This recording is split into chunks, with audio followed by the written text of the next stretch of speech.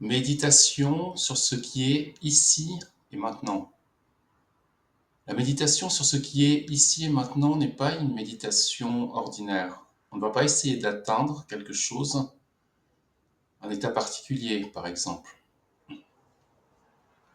Il n'y a pas non plus ici l'idée d'accueillir ou d'accepter quelque chose. Et il n'y a pas non plus l'idée d'être dans l'instant présent. Dans cette méditation qui, comme nous l'avons dit, ne ressemble pas à une méditation ordinaire, on ne va pas essayer de produire du calme, une paix intérieure, plus de concentration ou arriver à une forme de sérénité.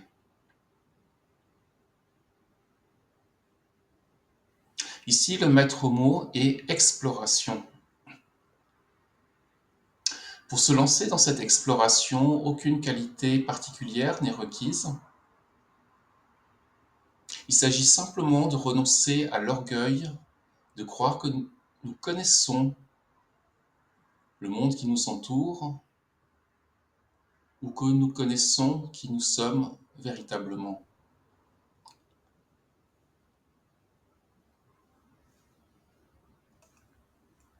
À partir de cette innocence fraîche, semblable à celle qui est naturelle pour un jeune enfant, nous allons explorer le réel.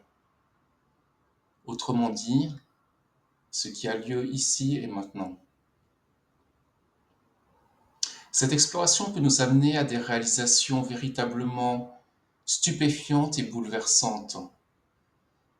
Par exemple, nous avons toujours cru que l'instant présent est semblable à une fine feuille de papier coincée entre deux gros blocs, entre deux gros rochers, qui sont le passé et le futur.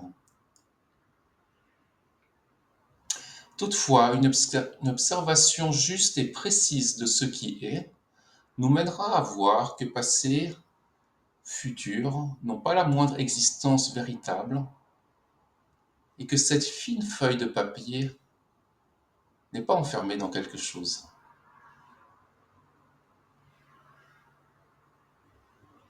Elle est dans un espace de nature extrêmement subtil qui transcende toutes les notions d'espace et de temps ordinaires.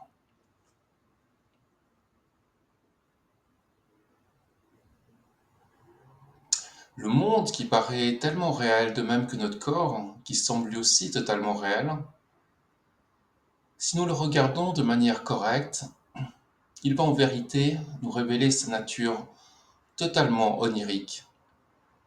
L'état de veille et l'état de rêve, qui semblent être deux états totalement distincts,